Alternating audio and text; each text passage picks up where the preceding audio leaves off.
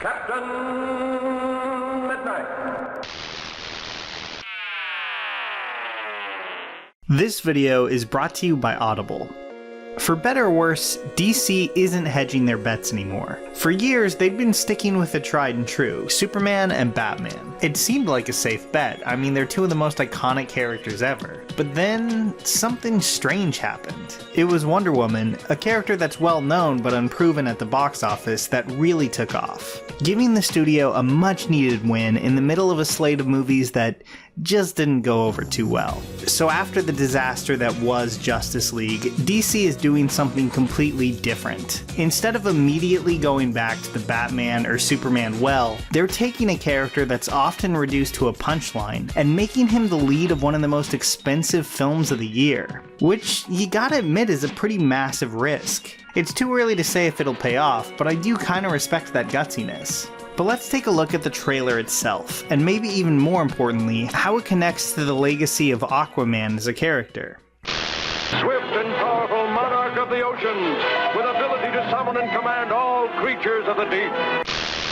You know, if Aquaman wasn't a fictional character, I'd feel kind of bad for the guy. I feel like a huge part of his history in comics has just been running from the perception that he's really corny and lame, which hasn't been helped by shows like Entourage and Family Guy. Huh? Yeah, I know something. Which is too bad actually, because Aquaman has a surprisingly huge amount of great comics in his past. Like really, his New 52 relaunch from a few years ago I thought was one of the strongest in the whole line. Fair or not, Aquaman has always had to prove himself as something more than just the campy cornball he was in Super Friends. Which is why the casting of Jason Momoa made a lot of sense, from a studio perspective at least. It might be easy to make a joke of Aquaman, but it might be a little tougher when he's played by Khal Drogo himself. Still, after the very lukewarm reception to Justice League, I think Momoa still has to prove himself as a franchise lead. His Conan reboot didn't exactly impress, and his solo scenes in Justice League were not great. But if there's one thing I really respect about this very strange trailer, it's how different from the other DCEU films it's willing to be. I know there's been some negative reception to it, and I agree that it's overloaded with CG and not all of those effects look great, but I still really admire how bold of a vision it looks like James Wan has created here. Like, it's massive in scope and scale, and isn't afraid to embrace the comic booky look of its characters. Now, does that mean it's gonna be good? Not necessarily, but I wouldn't be so quick to discount it either. Aquaman, the famous undersea crime fighter. I've seen some people accuse the movie of being too similar to Black Panther, like it's basically ripping it off or something, and that's pretty ridiculous to me. Sure, you could probably draw comparisons between Arthur and Killmonger. They're both being called back to their true home after decades away, but the idea of long-lost royalty returning to their homeland didn't exactly originate earlier this year in Black Panther. I mean, it's literally a plot point in Hamlet. So holding that against Aquaman doesn't really make sense to me. In fact, director James Wan told The Nerdist where his inspiration came from for the film, and it's a lot older than any Marvel movie. He cited the 16th century Chinese novel Journey to the West, about a monk who goes on a long voyage to, well, not what we think of as the West now, but India, to find sacred Buddhist texts. That may seem like a strange source of inspiration for a superhero blockbuster about a guy who rides sharks, but Journey to the West is so foundational to our modern understanding of the hero's journey story that it kind of makes sense. Wan also cited the classic Japanese film The Hidden Fortress as inspiration behind the movie as well, which, in addition to being a samurai classic, was also one of George Lucas's main influences behind Star Wars.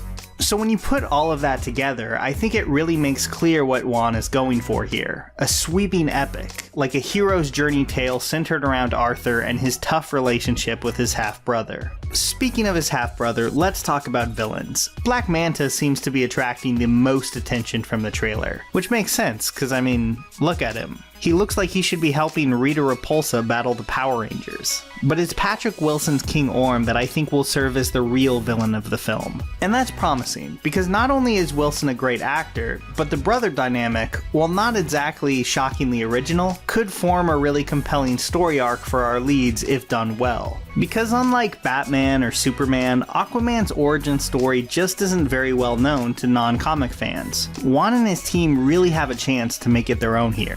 And judging by this trailer, I think they have a really good shot at doing that. It looks weird and honestly a little goofy, but those are two things that I have no problem with DC embracing a little bit more. And judging by this in the Shazam trailer, it looks like that's exactly what they're going to be doing. Aquaman has been around since 1941. He fought German U-boats in World War II, joined the Justice League, battled off countless undersea invasions. There's a lot of material to draw from there, but nothing has been able to shake the perception that general audiences kind of think he's a joke. And that's where DC's huge risk comes in.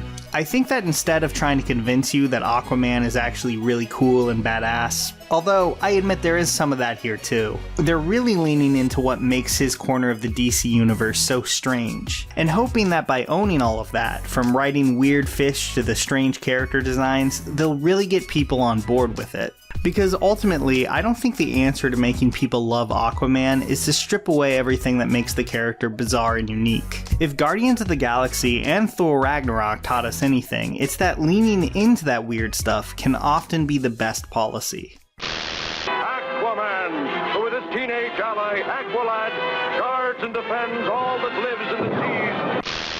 I saw a lot of people making fun of the Aquaman trailer when it first dropped, and you know what, I get it. It's not a movie that anyone is probably going to take too seriously, and really neither is Shazam, but I think that might be a welcome change for DC. Whether this movie turns out well or not, I kind of admire them for betting so big on something that could turn out to be such a huge disaster. But Wan has some pretty solid movies under his belt, so I'm not going to start doubting him now. And who knows, after this new slate of DC films come out, we may be looking at the DCEU in a much more positive light. And as someone who loves these characters, and you know, would rather see good movies than bad ones, I really hope that happens. So it looks like Aquaman is really going to be putting a lot of time into building a very detailed world, which I'm a big fan of. Now we won't know if they actually pulled it off until the movie finally comes out, but I wanted to take this opportunity to highlight one of my favorite fictional worlds.